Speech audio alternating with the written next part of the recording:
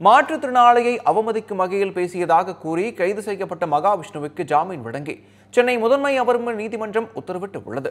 சென்னை அரசு பள்ளியில் நடைபெற்ற நிகழ்ச்சியில் மாற்றுத்திறனாளியை அவமதித்ததாக கூறி ஆன்மீக சொற்பொழிவாளர் மகாவிஷ்ணு கடந்த மாதம் கைது செய்யப்பட்டார். இதையடுத்து சென்னை முதன்மை கூடுதல் அமர்வு நீதிமன்றத்தில் ஜாமீன் கோரி அவர் மனு தாக்கல் செய்தார். இந்த வழக்கு விசாரணைக்கு வந்த நிலையில் மாற்றுத்திறனாளிகளை அவமதிக்கும் வகையில் தாம் பேசவில்லை என்றும் தனது முழு பேச்சை கேட்காமல் பொய் வழக்கு பதியப்பட்டிருப்பதாகவும் மகாவிஷ்ணு தரப்பில் தெரிவிக்கப்பட்டது. தொடர்ந்து காவல்துறை தரப்பு வாதங்களையும் கேட்ட நீதிபதி மகாவிஷ்ணுவிற்கு ஜாமீன் வழங்கி உத்தரவிட்டார்.